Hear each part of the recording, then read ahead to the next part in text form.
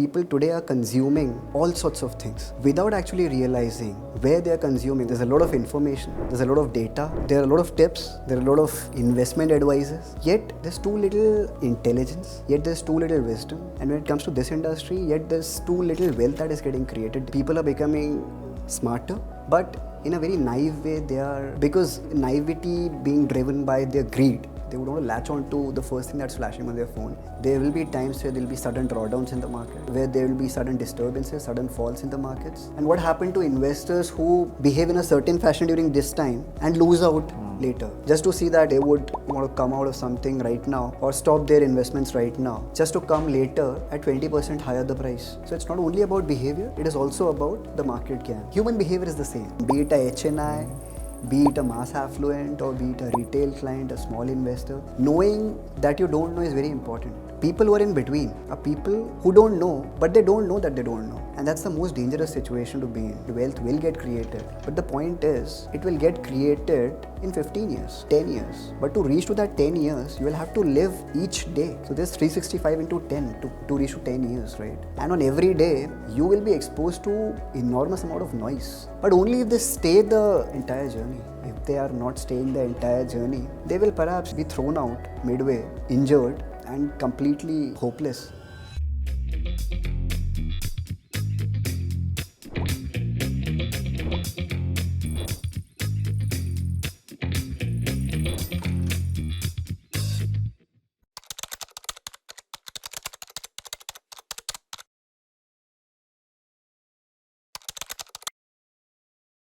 Today we are joined by Mr. Achint Jain, founder of AJ Financial. He has a CA background and has spent over 2 decades across the financial services industry, guiding clients through wealth management and financial planning. Welcome to Catalyst, inspiring change one story at a time. In this episode, he shares his perspective on investor behavior, goal-led planning, and the role a trusted advisor plays in helping investors find clarity. Let's get started. Hi Achint. Hi. Welcome to our podcast. Thank you very much. Thanks for your time. Thank you very much. So today we have with us Achint Jain. He is from Pune. He is one of the most successful professionals in our industry, in that market. So today we are lucky to have him. He'll be sharing his perspective in terms of how the practice that he has been doing for last almost 9 years now. And obviously we'll try to learn a lot from him. So Achint, thank you. First question that comes to my mind before we get into detail, how did you come in this profession? Thanks, Manish. Thanks for giving me the opportunity to be here and inviting me. So I come from a place called Bhopal. I did my graduation there, went for education in Delhi, came to Pune, come from a chartered accountancy background, did my MBA finance, was pursuing equity research initially, then moved to institutional forex for a bank. Then I went into wealth management. And that was the founding stone of me getting introduced to this industry. Worked for a large private sector bank here for about 8 years there. And that is when, after leaving the bank, I moved, I actually, I'm an accidental, re-entrant to this industry. Because I moved into consulting, right? Left this industry, moved into consulting, had a gap of about 6 months, went to South Africa, I went to Australia. But all this while, because I was connected with my clients, apparently the clients could not, find the same level of comfort with somebody else. And they kept, kept seeking my advices. And later clients only asked me that, why would you start? We are anyway taking advices from you. Why don't you only, start, and we will continue to take advices from you. So that's how I came into this industry again, right? And yeah, can't be thankful enough to God and my clients that, I'm back in this industry and I'm working as a independent, investment professional. So one thing that comes to my mind, I've been part of industry for last 22 years now.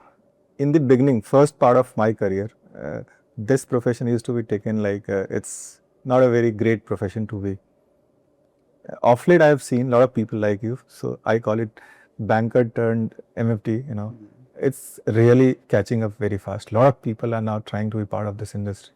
I want to know from you, while I do have some background, what attracts people to now be part of mutual fund industry, apart from the fact that obviously it's growing industry, but for a banker to leave that corporate life and to come in this, I'm sure there must be something beyond. If you can share your insights. Sure. So, see, I will just tell you about what inspired me to come back to this, right? Because I've seen the way institutions work. I've learned the textbook way of doing wealth management, and then how institutions are working, right? And so you learn a lot, and you understand the differences into differences in preaching and practicing as well, right? When you're actually doing things practically. So I think we are living in a chaotic world right now, right? There's a lot of information, there's a lot of data, there's a lot of noise, there's a lot of news, there are a lot of tips, there are a lot of investment advices, right? Yet there's too little intelligence, yet there's too little wisdom. And when it comes to this industry, yet there's too little wealth that is getting created despite all the flow of information with all the enriched data that we have right now, right? And people today are consuming all sorts of things, right? Without actually realizing where they are consuming, whatever is flashing on their phones, right? They would want to latch on to the first thing that's flashing on their phone.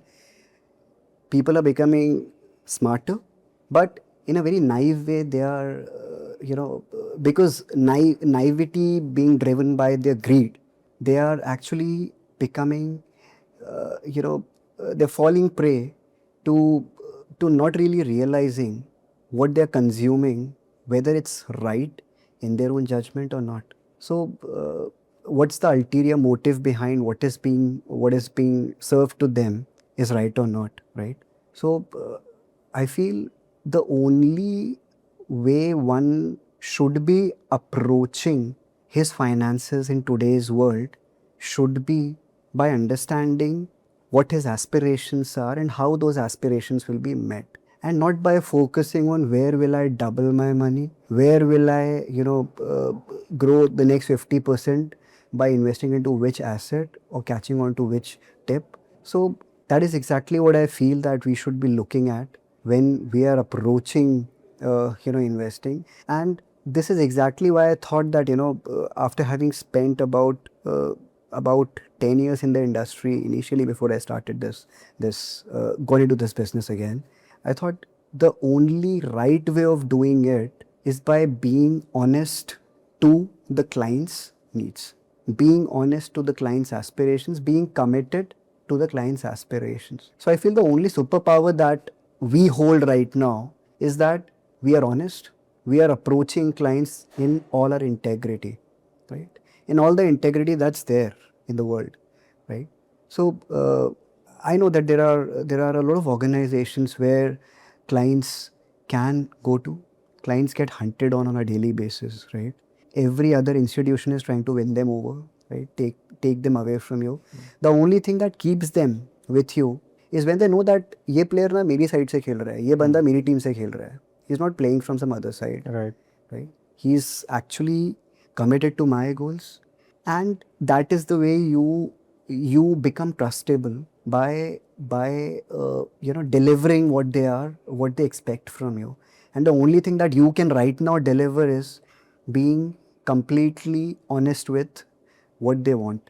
So your answer that you have given, it's very counterintuitive, because today when I meet a lot of our channel partners, MFDs, and they always feel threatened by this information era. They feel that today investors have access to so much information, and then thanks to the new buzzword called AI, they feel that our job is at risk. And today we have Anchit, who is now saying that because they have access to so many things, they are they don't know what to do, and that's where your role becomes even more important. So can you throw some light, because and this is very important for a lot of people out there who are thinking whether this will impact their business. How do you see, and how one can approach this whole set of clients who, while they have access, what they need today is probably right hand holding, right advice. And so how Anchit is trying to practice this as a part of his business. So, Manish, it's a very interesting question, right? And I must tell you, so clients who have a sense of understanding that they are not going right will be able to, will only be able to go and seek some help from outside. Somebody who's so, so lost in his own world without actually realizing that he's going nowhere will never be able to come to you admitting that there is something which is not going right. So the first thing is a client has to very honestly introspect and ponder over whether the road that he's treading on is the right road, is the right way. The first thing that he could do is the first test could be he can check as to people who are successful, are they also following the same road? Are they also latching on to every noise that's coming their way, or are they focused? So that should answer that, right? And then obviously they can come in, they can speak with professionals, take their guidance in understanding, first in understanding before executing, first in understanding how will they be helping, how will the professionals be helping them in their journey, right? What's the approach that they'll be taking, what is their modus operandi, and then maybe testing it for a few months or years and then going full. So technology also from an advisory point of view, I think technology should not be considered, technology is your enemy if you're not making it your friend. That is something that you should completely believe in. It will act as your enemy if you do not make it your friend. You will have to embrace technology in whichever way you can. When you don't have a lot of business in your hand, you may not be needing a lot of technology, right? But when you're growing, when you're scaling up, you cannot have a lot of helping hands around you, right? At a fractional cost, you can deploy technology there, make your processes efficient, make your work efficient, and make it more effective at the same time, make it error free at the same time. So in our business, what is needed? In our business, uh, you need to have first a good back office, right?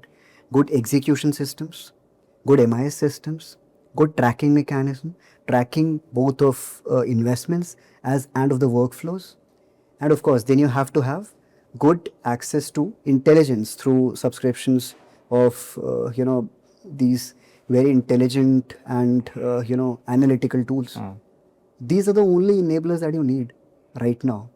If any advisor or any professional, investment professional has these things in his armory, I think he's equipped to scale beautifully without getting challenged or without getting his clients filtering out, right?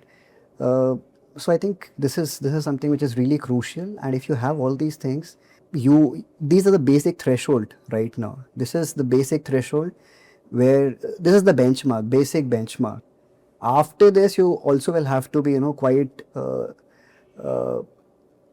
sensitive to the way your clients' needs are evolving, and your clients will come and give you that intelligence as to what they're saying, what do they want.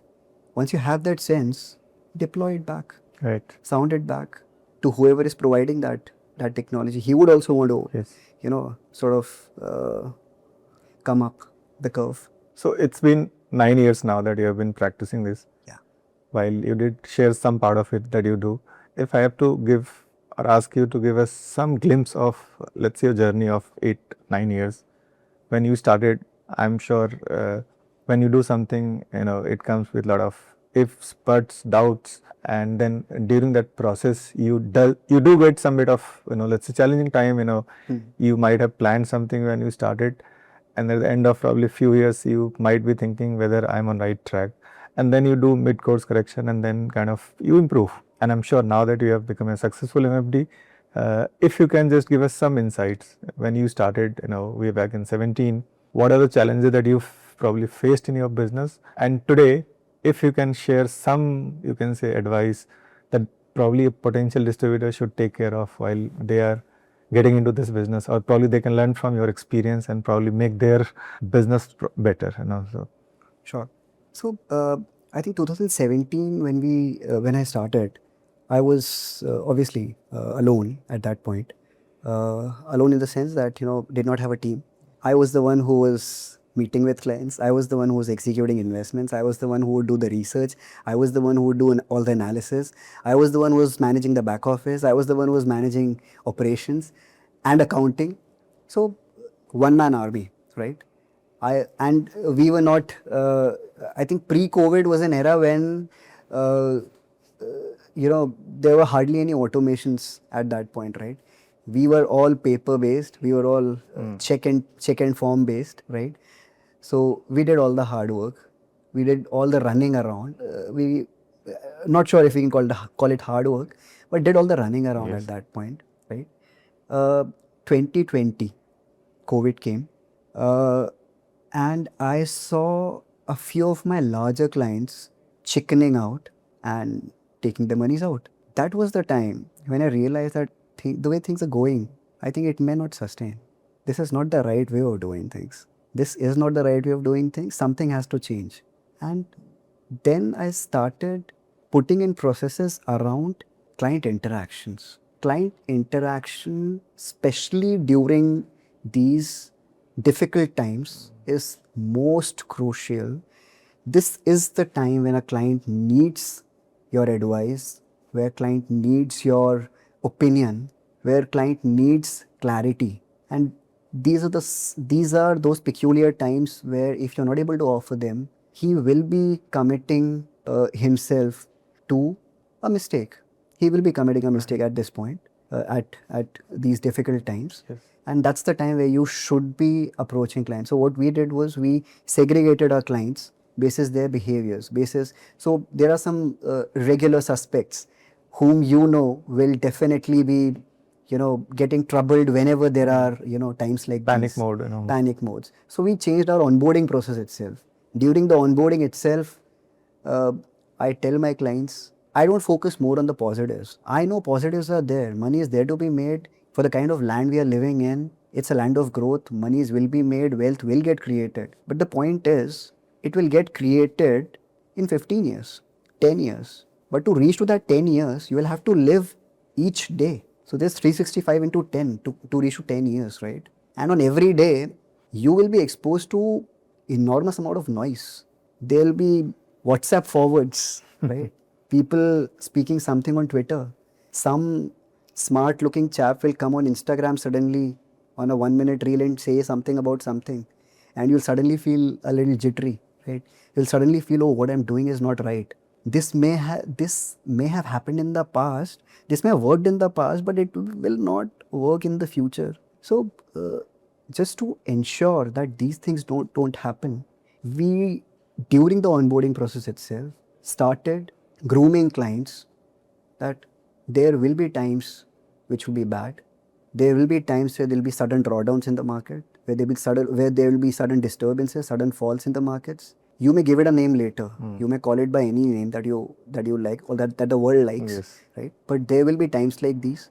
But focusing more on what will happen during these times and how you should be focused. So we started getting some funny declarations made by the clients during the onboarding process itself, that they are declaring, they are committing themselves that they will not stop or come out of their investments during these times, or also that I pledge that I will. Made them to write that.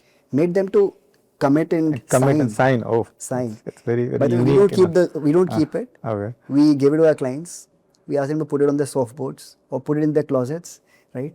In safe, right?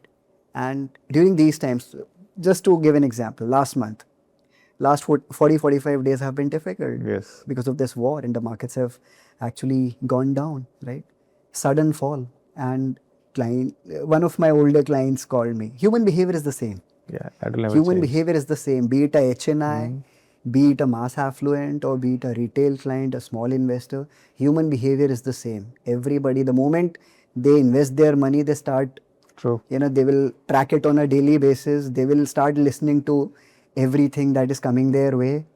So he had some issues, right? He had some concerns, and he wanted to. He had some opinions about the war, and thinking that the war will perhaps take the larger geography in its under it, and this will turn into a larger massacre. So I told the client, so do you recall 7 years back we did some declaration? Do you have it? Yeah, actually, that must be there somewhere in my. So please read it. We'll speak after 5 minutes. Please go find it, read it, and the moment you read it, give me a call. I'm available. He had nothing to say afterwards. Right. Achint, I read it. I understood. Please don't worry about it. Yeah. So that's how it is. So very interesting. you make your clients, responsible about their goals first. It is their goal, right? Otherwise, see, for a fact that their monies will get made, their wealth will get created in the longer run, but only if they stay the entire journey. If they are not staying the entire journey, they will perhaps be thrown out midway, injured, and completely hopeless, right? Basically, what you're talking is more on the behavior part, and I think what you're trying to convey to all of us that in any times, especially in tough time, obviously behavior becomes extreme. People tend to get negative, they tend to get into panic mode. But all in all, when things are difficult, you need to connect, engage more with your clients, and that engagement has to do more with the behavior part of it, not with the market gain.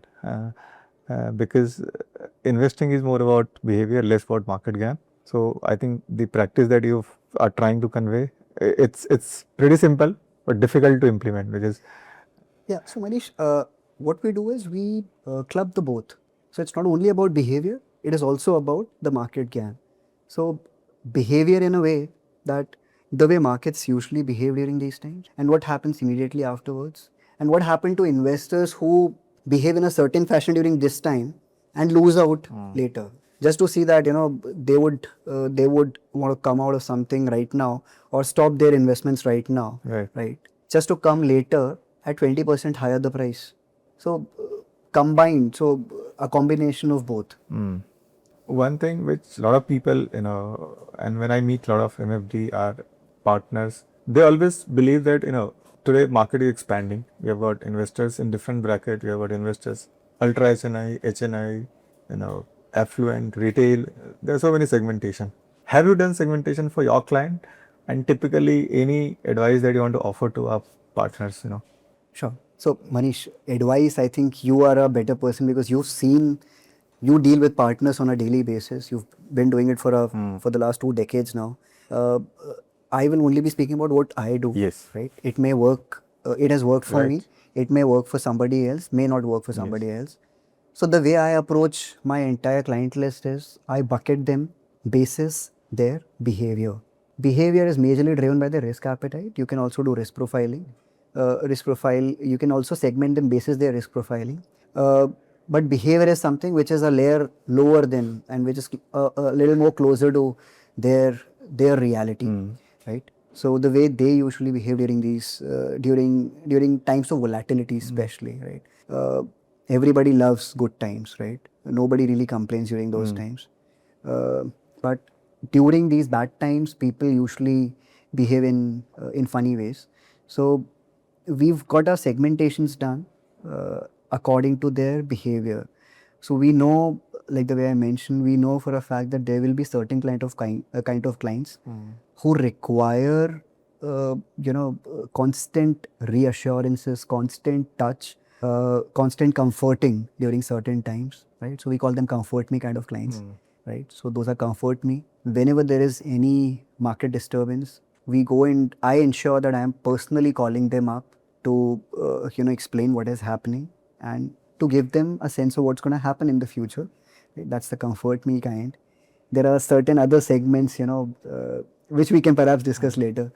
So you can segment them depending on what kind of behavioral trait they have, and then accordingly. It's very, very important learning for me, at least, because typically what I've seen when I meet our partners, ideally they'll always prefer meeting their big clients, especially in tough time. because they believe my stake is much higher with the, let's say, 20% of my clients who typically will give 80% of business.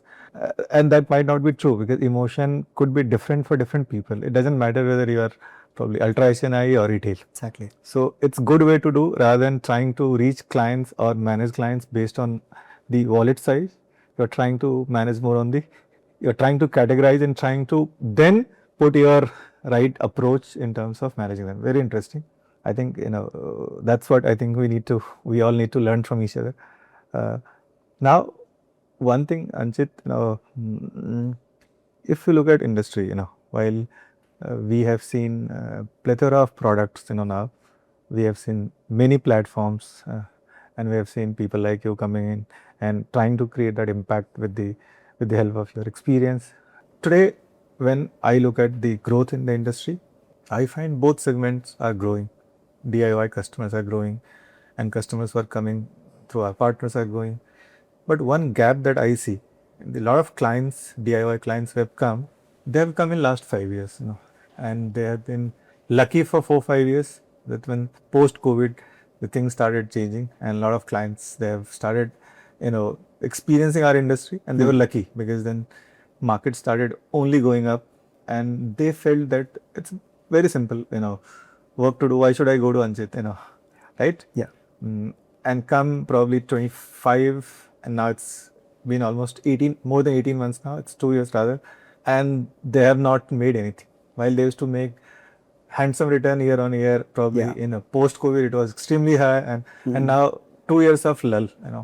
It has led to a very, you can say, big void in the industry, because these clients now, they don't know whom to approach. And I believe our industry has got so many people like you who are well equipped to guide them.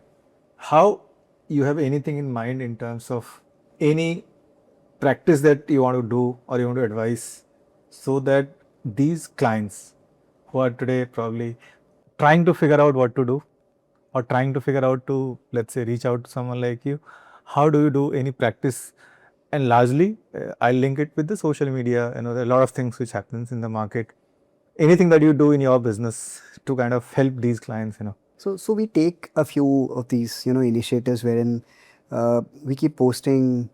We are there on social media. We've got a good number of followers on our LinkedIn page as well. We keep posting something or the other about, we keep sharing the market tidbits in some very interesting, in a very interesting format. For a client to be able to approach us right now, or approach any advisor or any investment professional, I know it's a confused segment. The segment that you're speaking of, एक पूरा DIY है, एक पूरा advised है. बीच का जो है वो ना इधर का है ना उधर का है. And those are essentially people. DIY, I would consider DIY investors who know it all, and hence they are doing DIY. Right? No knowledge in getting into a car without knowing how to drive it is. But that's the ideal situation. It doesn't happen that way. It doesn't happen that way, right? But there are many savvy investors who do it themselves, right? And there are people who know that they don't know. Knowing that you don't know is very important, right? People who are in between are people who don't know, but they don't know that they don't know. And that's the most dangerous situation to be in, because they are heading in a direction which is definitely going to, create troubles for them. So the reason why they are not going to the advisory side is primarily cost. They feel it's costly to go to an advisor or to a professional. To find a professional to help them is costly for them, right? I only say that cost comes with a benefit. As long as the benefit is higher than the cost, it makes sense to pay the cost. The moment the cost becomes higher and the benefit shortens down, there's no point going there, right? So always weigh benefits versus cost. So if there is somebody, he may be charging something to you, right? By way of brokerages or by way of direct fees, right? But if you're earning maybe twice of what you're paying in terms of benefits, it doesn't make any reason, it doesn't leave you with any reason to not come to that side. Look at all the successful people. Successful people have professionals with them They know what they're doing, right? You don't know what you're doing. If you are good at what you're doing, you focus on what you're good at, right? There's no point focusing and learning something outside of your domain for several years, investing, falling, standing up, falling again, and then learning from your mistakes, and in the process spending several precious years of your life just to see that you've become a very average professional in that side, and you've become an average professional in what you were good at as well in the same process, right? So focus on your what you're good at, right? Find a good person, find a good professional. There's a reason why professionals are there, right? Find a good professional, give him the task, test him first, give him the task, understand his way of working, understand his understanding, hang on, latch on to him. So, role of social media in our business is increasing day by day. We have seen the kind of content now getting created, and thanks to so many platforms. Do you leverage these platforms for your business growth? And if yes, any hack that you can share, for our partner? Manish, it's a very difficult question. Though we very regularly keep our digital platforms active. Digital platforms, I think we're only on LinkedIn that way. And you have a strong presence on LinkedIn, so Yeah, have decent amount of followers there on LinkedIn, right? But there are various ways of working. I mean, if you already are quite satisfied with the kind of client base that you want to service to, and you're able to serve to, if you're quite satisfied and you don't have more capacities to serve, there's no point getting into that side because otherwise you lose on to the core, focusing on your existing client base to get more client base, right? We do not intend to get more clients from these days. We're not hungry for more clients to come and join us. This is just to have a digital presence. Also, a lot of our clients are there on, they follow us on these platforms. So it's a two-way, three-way communication for them. Whatever we are posting on, our social media platforms is also getting, disseminated to them through our direct communication with them as well. So that is something that we continue to do. This is more from a social media presence. We're only on LinkedIn, that we are not doing active Facebook, no Instagram, no Reels, no videos that way. But there are many professionals who are doing it and they are finding a lot of success there. So it depends on the kind of practice you want to run. If you want to really go that way, I think there are enough and more opportunities and ways for you to do it. And the world is your market then. Everybody who's got a smartphone will be ready to consume you, like the way I said, right? And rather than the viewer going to people whom they should not be going, is going in the right hands. Good insight. One last question that I want to ask you. We have seen the journey of many of our MFD partners. It's been incredible enough. If you look at last 25 years, I have seen people growing like crazy growth that I have seen. Of late, I have seen the trend in the industry where a lot of people, who have grown large, they don't want to change. When I'm saying change, I think today, since you have been part of industry for 9 years now, what's the role of putting capital in your business? And I'll slightly elaborate. A lot of people that I've seen, since initially this industry was very easy, you get your AR and you start business. Now things are changing.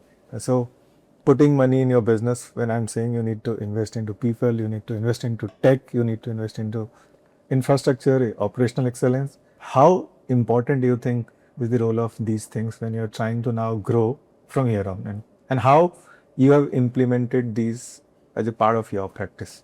So obviously, if you are looking at scaling your business up, you will not be able to do it purely by employing more people. People come with their own limitations, right?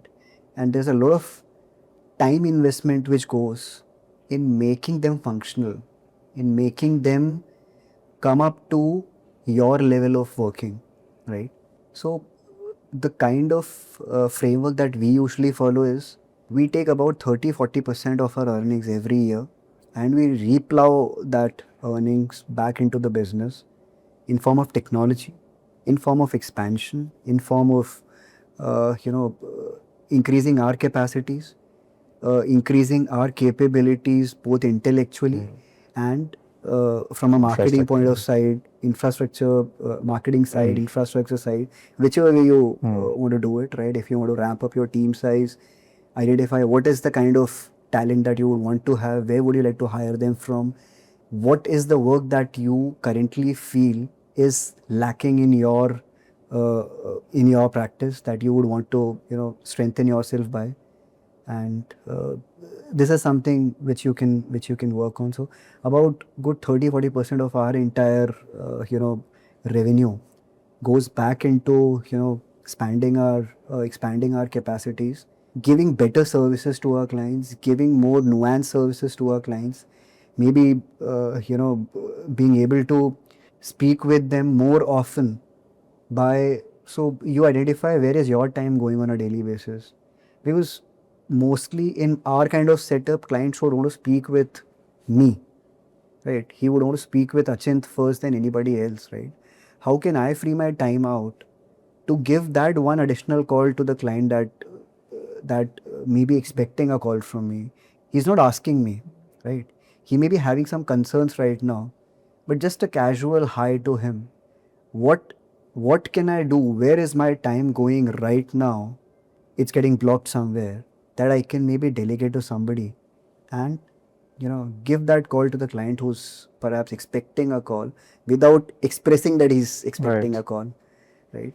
So this is where you can identify where all your time getting killed and how you can save it and invest at the right place.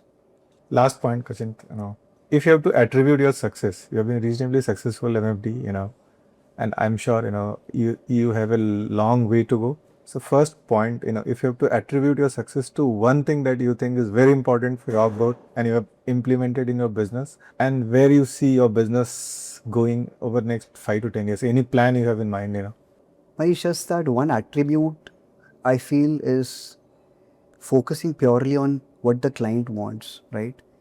Flipping the entire story from returns to goals is what has helped me and helped my clients, right? Because your focus shifts from portfolio values to hardcore cold numbers then, right? We don't want to speak about returns. We don't want to speak कि आपने इतना लगाया आपका इतना बन गया, and then maybe putting my collar up, देखो मैंने इतना बना दिया. That is not what you want to do.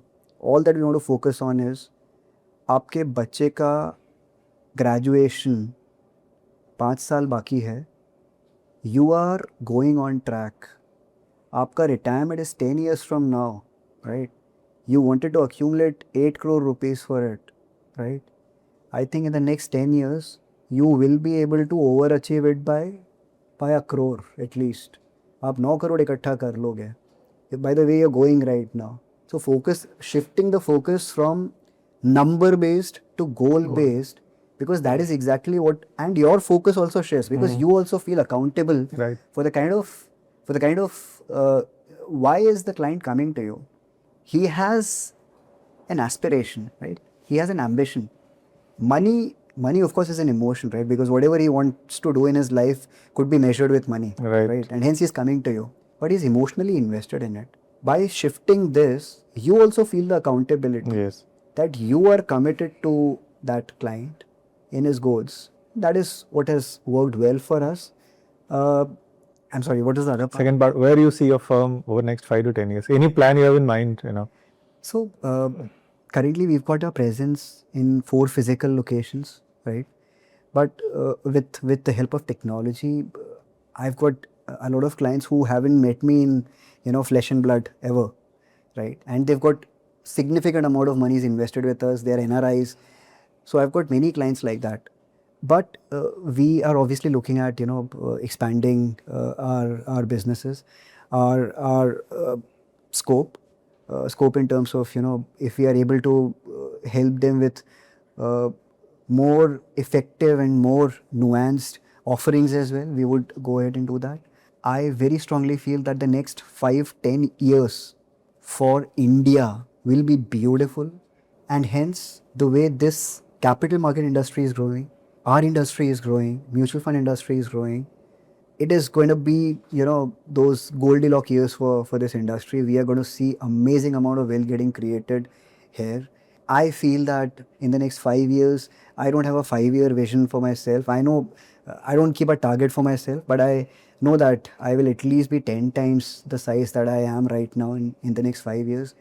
10 years is what I really look at. I think 10 years, uh, I'm really looking at serving more clients, serving them well, and my endeavor will be that we want to have more satisfied, happy, and clients who have achieved their goals, right? And then they become then them becoming our then they becoming our brand ambassadors in the next 10 years. We really look forward to doing that, having more happy customers with us, having more satisfied and fulfilled customers with us in the next coming 10 years. As India grows, we also look at having those sort of customers with us. Thanks, Achint. I think the podcast couldn't have ended on such a better note than this, that you have given a very great perspective in terms of where you see this industry, and you are very bullish on the growth opportunity for our partners. You also shared something that you believe will help you in your growth, and I'm sure that will help a lot of our partners who will view this program. So thank you for your time, and it was a pleasure to have you on our show. Look forward to see you soon. Pleasure. Thank you very much. Thank you so Thank you much. very much. Yes, thank you. Mutual fund निवेश बाजार जोखिम के अधीन है। योजना संबंधी सभी दस्तावेजों को ध्यान से पढ़ें। Mutual fund investments are subject to market risks. Read all scheme related documents carefully.